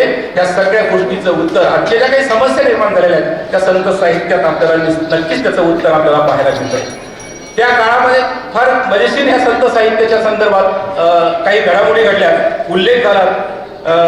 लांडगे सरांनी तो उल्लेख केला, राजवाडे सरांचा आणि रानडे सरांचा. एक छोटासा त्याचा एक संदर्भ देतो की दोन परंपरा संत साहित्याच्या अभ्यासकामध्ये निर्माण झालेल्या त्या आजपर्यंत आहेत. राजवाड्यांनी सांगितलेली एक परंपरा आणि रानडेंनी सांगितलेली एक परंपरा. राजवाड्यांनी एक विधान केलं संतांच्या संदर्भात, संतांनी महाराष्ट्र पंगू बनवला, यात सगळं त्यांचं विश्लेषण आलेलं आहे. रानडेंनी त्याला सामाजिक उन्नतीचं साधन मांडलेलं आहे. असो तर पण या विधानाकडे मी थोडंसं लक्ष देतो. तत्कालीन परिस्थिती ही फार विदारक होती त्या काळामध्ये. म्हणजे दुष्काळ असेल, आजच्यासारख्या भौतिक सुविधा होत्या की तर नक्कीच नव्हत्या. शेती हा एक प्रमुख उद्योग त्या काळात होता आणि राजकीय परिस्थिती मात्र विदारक होती. अनेक संकट किंवा अनेक आक्रमणं आपल्या महाराष्ट्रावर येऊन भारतावर त्या काळात झालेली होती. राजवाडे म्हणाले की त्या अर्थानं त्यांनी वरून तो शब्द वापरला की जर संतांनी महाराष्ट्र पंगू बनवला नसता तर महाराष्ट्र हा पारतंत्र्यात गेला नसता, असा त्याचा दुसरा अर्थ होतो. पण खरं अर्थानं जर आपण संत साहित्याचं एकूणच तटस्थपणे किंवा दृष्टपणे जर त्याच्याकडे बघितलं तर महाराष्ट्र खरं संतांनी पंगू बनवला काय तर नक्कीच नाही. महाराष्ट्र हा पंगू कशामुळे बनला? कर्मकांडामुळे बनलेला आहे. उलट संतांनी या कर्मकांडाला विरोध केलेला आहे. आपण बघतोय देवगिरीवर कृष्णदेवरायांचं राज्य होतं, तिथं चतुर्वर्ग चिंतामणी नावाचा हेमदेव पंडितांनी ग्रंथ लिहिला की जो त्याच्यात 2000 व्रत वैकल्य त्याच्यामध्ये लिहिल्या गेलेली आणि ते सांगितले की वर्षभरात ते करायचे आहेत. वर्षभरात करायचे म्हणजे साधारणतः आपण जर हिशोब केला 365 दिवसाचा 2000चा 6 पेक्षा अधिक एका दिवसाला व्रत वैकल्य येतील. ठीक आहे, आपण सगळे 6 नाही करायचं, एक जरी करायचं ठरवलं तरी 365 व्रत वैकल्य आपल्याला दररोज, तरी सुद्धा दररोज एक एक व्रत वैकल्य आपण करावं अशा पद्धतीला पूर्ण राजदंड होताच, राजश्रेय होता. आणि म्हणून समाजात हे मोठ्या प्रमाणात त्या काळात फोफावलं गेलं. सगळीकडे व्रत वैकल्य, होम हवन, काय यज्ञ काय जे असेल ह्या सगळ्या गोष्टी झाल्या. आणि समाज हा काही संकट आलं की चला, जसं आपण आजही बघतो अंगारे दुपारे मुलगा होण्यासाठी कुठेतरी आपण गुजरातला गेलेलो आहे अंगारा लावण्यासाठी, इथपर्यंत आपण आजच्या आधुनिक युगामध्ये. पण त्या काळाचा समाज किती अंधश्रद्धा असेल आणि त्यात त्याला आश्रय मिळालेला होता या सगळ्या विषयाला. मग प्रत्येक वर्ग एखादा संकट आलं की आपण हे संकट दूर करण्यासाठी ह्या गोष्टी कराव्या, हा यज्ञ करावा किंवा हा विधी करावा, म्हणजे ते संकट दूर होईल, अशी भूमिका त्या काळामध्ये समाजामध्ये पेरल्या गेली किंवा रुजवल्या गेली. स्वाभाविकपणे कुठलाही एखादं संकट आलं, अलादीन आला, त्याने आक्रमण केलं आणि आपण इकडे देवाची प्रार्थना करत बसलो. जे त्या काळात फार मोठ्या प्रमाणात सैन्य नव्हतं, आजच्यासारखी विक्री त्या काळात नव्हती. आज आपण एखादं संकट आलं तर आपण होम हवन केलं किंवा एखादं यज्ञ केला किंवा एखादी तपश्चर्या करत किंवा देवाची पूजा करत बसलो तर फारसं बिघडत नाही, कारण एक उभं खडं सैन्य आपलं सीमाचे रक्षण करण्यासाठी देशाच्या सीमेवर उभं आहे. ते त्यांचं लढण्याचं काम करतं, आपण त्यांना पाठबळ देण्याचं काम इथून करत असतो, प्रार्थनेच्या रूपानं असेल किंवा वेगवेगळ्या रूपात. पण त्या काळातलं सैन्य कोणतं होतं, मी जे उल्लेख केला अगोदर की त्या काळातलं सैन्य हे शेतकरी आपापल्या व्यवसायात गुंतलेले होते आणि त्या व्यवसायातून त्यांना ज्यावेळेस संकट येईल त्यावेळेस ते युद्धाच्या हातात, म्हणजे ते रुग्ण सोडायचं हातात तलवार घेऊन ते युद्धाच्या मैदानात जातात. म्हणजे असं सगळं सैन्य त्या काळात होतं. फार कमी सैन्य असायचं की त्यांनी राजधानी किंवा तो किल्ला संरक्षित करायचा, असं छोटं काय सैन्य त्या काळात होतं. अगदी शिवाजी महाराजांच्या काळापर्यंत आपण बघतोय मावळे आपापल्या ठिकाणी, त्या मालिकेतून किंवा चित्रपटातून आपल्याला पाहायला मिळालंय की मावळे आपापल्या ठिकाणी काम करत असतात. सैन्य कुठंतरी कोंढाणा घ्यायचा म्हणून काही सैन्य जमा केलं, कुठंतरी पन्हाळा घ्यायचा म्हणून त्यांनी ते सैन्य जमा केलेलं आहे, असं आपल्याला पाहायला मिळतं. अशा पद्धतीचं ते सैन्य होतं. आणि ज्या वेळेस हा कर्मकांडाचा विषय आला, तिथं कर्मकांड मोठ्या प्रमाणात फोफळलं गेलं. असं संकट आल्यानंतर हे सैन्य हातात तलवार घेण्याच्या ऐवजी ते कर्मकांड करत बसले की चला हे असं केल्यानं आपलं ते संकट दूर होईल. अशा पद्धतीने नक्कीच महाराष्ट्र पंगू बनलाय. फक्त पंगू कोणी बनवला? संत साहित्यांना नाही, संतांनी नाही, तर त्या एका कर्मकांडाने तो नक्कीच बनवलाय, जो अंधश्रद्धा असतील कर्मकांडाने. आणि संतांनी ह्या सगळ्या अंधश्रद्धेला, कर्मकांडाला विरोध त्या काळापासून केलेला आहे. नवे या कर्मकांडाला विरोध करण्यासाठीच संत साहित्याची निर्मिती झालेली आहे, संत साहित्याचा उगम झालेला आहे.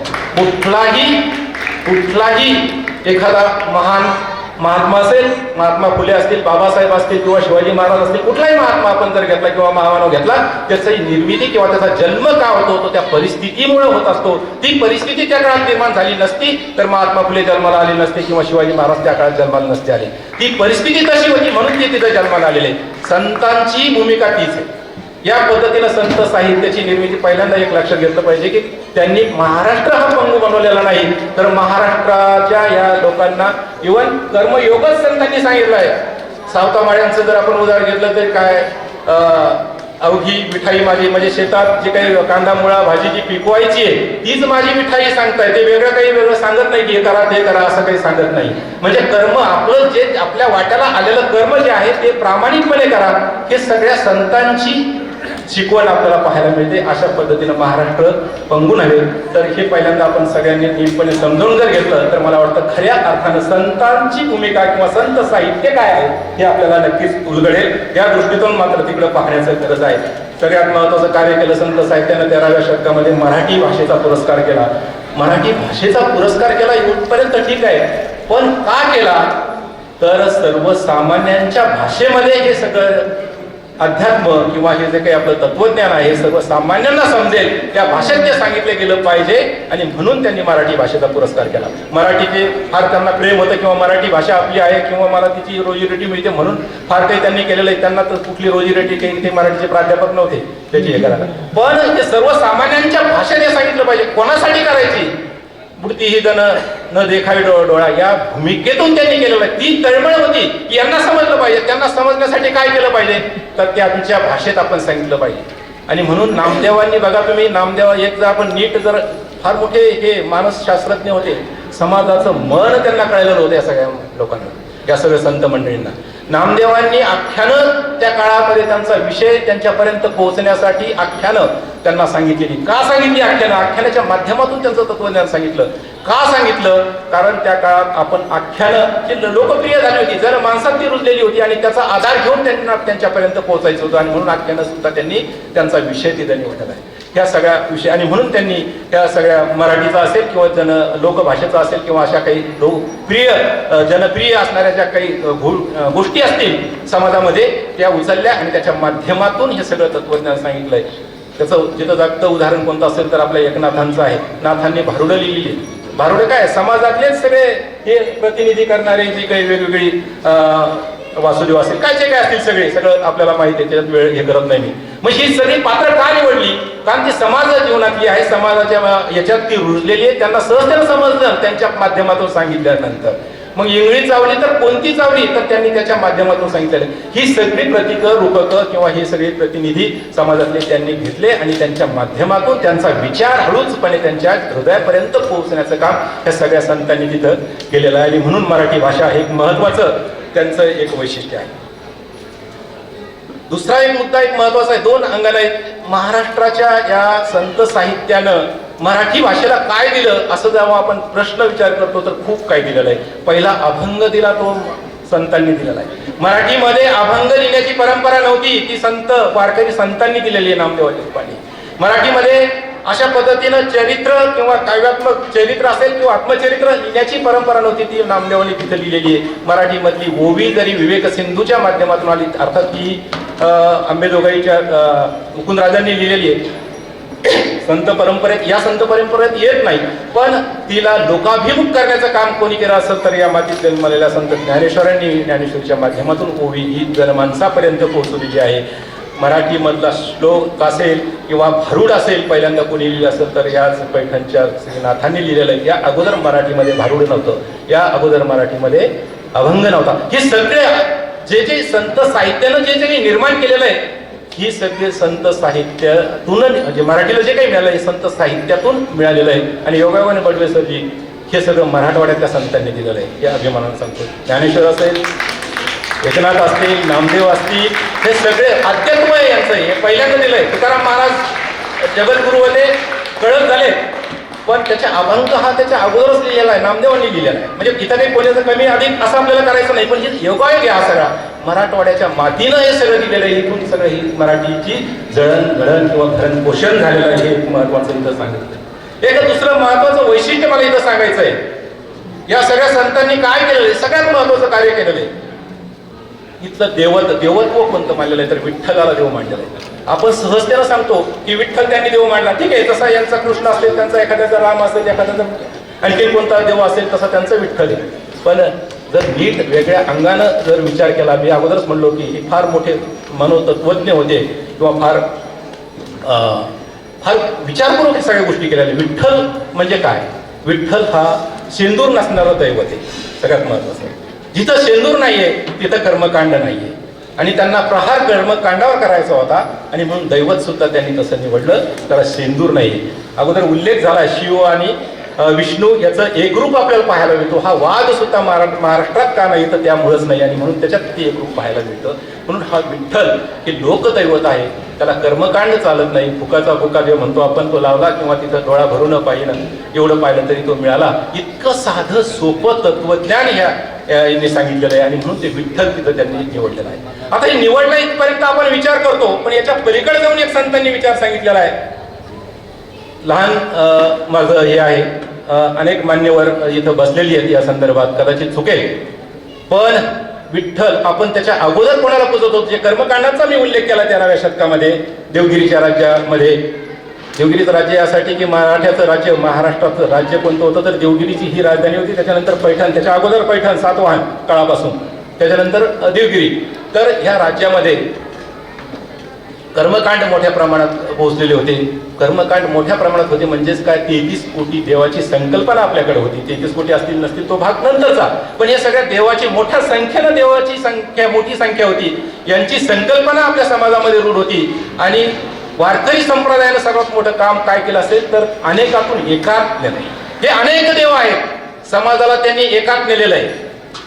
पण वारकरी संप्रदायाच्या संतांची भूमिका तेवढीच होती का? तर नाही, त्याच्याही पुढे जाऊन होती. अनेकातून एकात आणि एकातून लोकात त्यांनी देव पाहिलेला आहे. म्हणजे त्यांनी अनेक देव होते म्हणून त्यांनी विठ्ठल मांडला. का मांडला विठ्ठल? देवा त्यांच्यासाठी, ज्यांना संतत्वाच्या पदाला जे पोहोचले त्यांच्यासाठी विठ्ठल देव नाहीच आहे. देव आहे ऐसा वडवा विवानी नाही ऐसा मनी अनुभवावा, मनी अनुभवावा असं तुकाराम महाराज म्हणतात. म्हणजेच त्यांच्यासाठी तो देव नाही विठ्ठल सुद्धा. आपण तुम्ही म्हणाल की असं का? त्याचं कारण असं आहे की त्याच्या पलीकड त्यांनी देव पाहिलेला आहे. म्हणजे कोणता? जे का रंजले गांजले ते असे म्हणे जो आपले, तोच साधू देव ओळखावा देव तेथेची जाणावा. हे विधानाचं, हे जर विठ्ठलच देव आहे असं म्हणायचं होतं संतांना, तर मग याचं काय करायचं या अभंगाचं आपण? देव तेथेची जाणावा असं का म्हटलं? देव तर तिथे आहे ना, पंढरपुरात विठ्ठलाच्या मंदिरात विठ्ठल. मग तेथेची जाणावा असं का म्हणतो? अंतःपुरात संतच म्हणतात. तर याचा आपण नीटपणे जर विचार केला तर आपल्याला सहज लक्षात येईल देव तिथं नाही. जनसेवा हीच ईश्वर सेवा, जे नंतर सांगितलं गेलंय, देव तिथं आहे. म्हणजे माणसात देव आहे, देव इथं तिथं नाही. तुमच्यात देव आहे, माझ्यात देव आहे, यांच्यात देव आहे. हेच सर्वेश्वर चराचरात तो आहे असं जे म्हणतात, तर त्याचं कारण आहे आपण ही संगती लावत नसल्यामुळे ही सगळी गडबड होती. आणि पण हे कोणासाठी आहे? सर्वसामान्यांसाठी नाही. आपण सर्वसामान्य जर तसा विचार केला तर आपल्याला देव संकल्पना 30 कोटीतून पहिल्यांदा एकातच जाण्यासाठी आपल्याला मोठी अडचण निर्माण होते की याला सोडू का त्याला सोडू का त्याला सोडू, अशी अडचण होते. मन धजावत नाही. रस्त्यानं चाललो तर कुठंतरी सिंदूर दिसला की आपण नतमस्तक होतो. माहिती नसतं, गाव माहीत नसतं, त्याचं ठिकाण माहीत नसतं, नाव माहीत नसतं, इथपर्यंत आपण त्याच्या समोर नतमस्तक होतो. ही आपली अवस्था आहे. यांच्या या अवस्थेतून आपल्याला काढायचं असेल म्हणून त्यांनी एक मूर्ती समोर ठेवली, ती विठ्ठलाची ठेवली आहे. आणि त्याच्या पुढे त्या अवस्थेला पोहोचल्यानंतर पुढं कोणता देव? तर मग ईश्वर जनसेवा ही ईश्वर सेवा, देव तुमच्या आमच्यात आहे इथपर्यंत त्यांनी सांगितलेलं आहे. म्हणून जे का रंजले गांजले त्यासी मध्ये जाऊ, ही फार मोठी क्रांती आहे आपल्या भारतीय इतिहासामध्ये किंवा आपल्या महाराष्ट्रातली. ती वारकरी संप्रदायांनी केलेली असं मला इथं यामधून. आणि एक सगळ्यात महत्वाचं वैशिष्ट्य इथं त्याचा उल्लेखही झालेला आहे की फार मोठं योगदान वारकरी संप्रदायाने दिलेलं आहे. ते कोणतं दिलं असेल तर साधी गोष्ट आहे. तुम्ही 2 वारकरी भेटल्यानंतर बघा काय करतो. एक लहान वारकरी आहे आणि एक मोठा. मी आवर्जून बघत असतो या सगळ्या गोष्टी. लहान वारकरी आणि एक मोठा वारकरी आहे, म्हणजे वयानं ज्येष्ठ आहे किंवा एखादे मोठे महाराज आहेत, कीर्तनकार आहेत, असं सगळं आहे. तो लहान वारकरी गेल्या गेल्या त्यांच्या दर्शन घेतो. अलीकडं थोडंफार याला हे व्हायला लागलंय की नुसतं पाहणे इथपर्यंत आलंय, पण ते दर्शन घेतो त्याच वेळेला त्या क्षणाला तो जे मोठे महाराज असतील, ते वारकरी असतील, ते कीर्तनकार असतील, ते सुद्धा त्या लहान वारकऱ्याचं दर्शन घेतं. ही परंपरा जगाच्या पाठीवर कुठंच आपल्याला पाहायला मिळत नाही, की फक्त वारकऱ्यामध्ये पाहायला मिळते. म्हणजे हे फार मोठं आहे की तूही त्याच, म्हणजे जे काही अगोदर मी जे बोललो की देव कुठं आहे का, कोणाचं दर्शन घेतलंय? त्या बालकाचं दर्शन घेतलंय? नाही, तुझ्यातही देव आहे, तूचही देव आहे. ही जी भूमिका आहे ही कृतीतून सुद्धा त्यांनी तिथं दाखवून दिलेली आहे. आणि म्हणून हे फार मोठं आणि समतेचं किंवा एक काय समान पातळीवरचं जे काही याच्यापेक्षा वेगळं कोणतं उदाहरण असू शकतं? वयाचं सुद्धा तिथं अंतर नाही ठेवत. वयानं मी लहान तू मोठा किंवा फार अहंकार होत असतो आपण इथं बसलो की आम्ही फार आता मोठे आहोत, समोर ऐकणारे म्हणजे काय, यांना काय कळतं, अशी जी काही भूमिका असते आपल्या मनामधली ही फार गळून गेलेली, याच्या फार पलीकडे गेलेले संत आहे. आणि म्हणून संत म्हणजे कोण तर ह्या सगळ्या पदाला पोहोचलेले असतात, ह्या सगळ्या गोष्टी जाणतात, ते संत आहे. मी संत फार मोठा झालो, मी कीर्तनकार झालो, असं झालं तर झालं आणि मी आता असं करत असं म्हणणं हे खरं म्हणजे खरंच म्हणजे लक्षात यायला लागतं की जे तुकारामांनी सांगितलंय, ते काही नामदेवांनी सांगितलं आहे, जे काही ज्ञानेश्वरांनी सांगितलेलं आहे किंवा जे काही ह्या वेगवेगळ्या संतांनी सांगितलं आहे, त्यांच्या आणि यांच्यामध्ये किती फरक पडतो. एक उल्लेख केला दीपाताईंनी इथं की जिथं जावं तिथं तिथला एखाद्या ठिकाणी सेवा करायची, तिथलं अन्न सुद्धा शिवू नये असं त्यांनी बंधनं घालून दिली. त्यांनी तशी काय आचारसंहिता एक प्रकारे त्यांनी हे केलेली आहे. तिथला बुका सुद्धा लावायचा नाही असं म्हणलेलं आहे. का म्हटलेलं आहे की त्या किती दूरदृष्टी होती, त्यांना माहिती होतं याचा सुद्धा बाजार मांडला जाईल, संत या कीर्तन परंपरेचं किंवा ही जी काही सेवा आहे ही विकल्या जाईल, याचा सुद्धा बाजार मांडला जाईल. आणि म्हणून त्यांनी त्या काळात सुद्धा हे सुद्धा आचारसंहिता घालून दिली होती. ठीक आहे, काळानुरूप त्याच्यात बदल होत गेले, काळानुरूप काही गोष्टी घडत गेल्यात. आपण प्रत्येकाला प्रपंच आहे असंही आपण म्हणतो, पण ह्या सगळ्या गोष्टीचा जर विचार केला तर वारकरी साहित्याने किंवा वारकरी संतांनी जे काही काम केलेलं आहे समाजाच्या जडणघडणीमध्ये, त्या काळापासून तर आजपर्यंत, त्या काळात अनेक संकट आली, राजकीय संकट आली, आणि त्या काळामध्ये हा मराठी समाज, मराठी भाषा आणि ही सगळी संस्कृती, मराठी परंपरा टिकून ठेवण्याचं काम कोणी केलं असेल तर ते कुठल्या राजा महाराजांना नव्हे, ते तर ते बदललं होतं, तख्त तर सगळे पलटले होते, पण ते टिकून ठेवण्याचं काम कोणी केलं असेल तर ते संतांनी केलेलं आहे. त्यानंतर शिवाजी राजांचं जे काही राज्य उभं राहिलेलं आहे त्याच्यामध्ये त्याची मनोभूमिका तयार करण्याचं किंवा ती भूमी मशागत करण्याचं काम कोणी केलेलं असेल तर ते संतांनी केलेलं आहे. आपण जर पुन्हा नीट बघितलं, आपण ती पावली खेळणे असतील, पायिकाचे अभंग सर, जर त्याचा नीट अभ्यास जर केला आपल्या तर लक्षात येईल की हे सगळं युद्धकलेचं शिक्षण आहे त्या सगळ्या याच्यातून. तुम्ही पावली खेळणं का खेळतात अशी पावली, ते टाळ घेतात, इकडून तिकडे उड्या मारतात, त्यांना मारतात, यांना मारतात, हे काय प्रकार आहे? ते प्रशिक्षण आहे. पण त्या काळामध्ये ज्या काळामध्ये ते दिले त्या काळामध्ये आपलं राज्य नव्हतं आणि तसं प्रशिक्षणाचे केंद्र सुरू करणे कदाचित शक्य नव्हतं. सैन्य तर हेच होतं जे काही बांधावर काम करतात, शेतात काम करतात, मग त्यांना पावली खेळायला लावणं म्हणजे एक प्रकारचा सराव, युद्ध सराव त्यांच्याकडून ते करून घेत होते या पद्धतीनं. म्हणजे ते अध्यात्माच्या नावाखाली, कारण ते अभंग त्याला जोडले नसते, तर मग हे जर करतात तर त्यांना अटकेत टाकलं असतं, उचलून नेलं असतं. तुम्ही आमच्या विरुद्ध बंड करताय काय, अशा पद्धतीने त्या काळातल्या राजांनी तिथं त्यांना अटकेत टाकलं असतं. म्हणून त्या काळात गुप्त रीती पद्धतीने कदाचित या अंगानं खरं म्हणजे अभ्यास होणं गरजेचं आहे त्या पायिकाच्या अभंगाचा किंवा अशा पावलीचा याचा. तर या पद्धतीनं संतांनी शिव काळामध्ये सुद्धा मोठं ऐतिहासिक कार्य केलेलं आहे, राजकीय कार्य केलेलं आहे, सामाजिक कार्य केलं आहे, सामाजिक जडणघडणीचं कार्य ते नक्कीच केलेलं आहे. आजच्या काळात आपण बघतो की ज्या समस्या निर्माण झाल्यात, सगळ्यांनी उल्लेख केला म्हणून त्याकडे जात नाही मी, वेगवेगळ्या मुद्दे फक्त जे राहिले तेवढेच इथं बोललोय. आजच्या काळामध्ये सुद्धा आपल्याला बघतोय की जेवढी काही सामाजिक पोकळी निर्माण झालेली आहे, जे काही असतील वेगवेगळे मनस्वास्थ्य असतील किंवा वेगवेगळ्या समस्या असतील, या सगळ्यांचं उत्तर आपण जर शोधायचा प्रयत्न केला तर नक्कीच आपल्याला संत साहित्यामध्ये मिळू शकतं. आणि भविष्यामध्ये या सगळ्या याला दिशा देण्याचं काम संत साहित्य नक्कीच करेल समाजामध्ये, यामध्ये कुठलंही दुमत नाही. आणि म्हणून संत साहित्य त्या काळात मॅडम थांबलंय, 17व्या शतकापर्यंत, निळोबारायापर्यंत थांबलं. पुन्हा त्याच्यात भर वेगळ्या अंगानं होतीये, पण वारकरी परंपरेतलं संत साहित्य तिथं थांबलंय. पण हे कालातीत आहे, त्या काळात होतं ते आजही आहे आणि भविष्यात सुद्धा ते दिशा दर्शनाचं काम नक्कीच करणार आहे, याबद्दल कुठली शंका नाही. एक चांगला विषय इथं ठेवलेला आहे, खूप मोठा विषय आहे. फार धावता आढावा मी इथं घेण्याचा प्रयत्न केला आहे कारण खूप वेळ झालेला आहे. म्हणून एक ओघवतं मी काही मुद्दे तुमच्या समोर ठेवलेले आहे, तुम्ही सर्वांनी त्या ऐकून घेतलेत. एक मात्र इथं राहिलेलं आहे की या अभंगामध्ये संत साहित्यामध्ये प्रसिद्ध अभंगही फार मोठ्या प्रमाणात आहे, याचंही संशोधन होणं गरजेचं आहे. काय असतं आणि परत आपल्याशीच ते वाद घालायला तयार असतात काही मंडळी. तुकाराम महाराज एकीकडे असं म्हणतात आणि एकीकडे असं म्हणतात, असं का बाबा, अशा दोन दोन भूमिका का? तर त्या अभंगाचा शोध घेतला पाहिजे की खरंच हा तुकाराम महाराजाचा आहे का, त्यांच्या नावावर तो कोणीतरी खपवलेला आहे.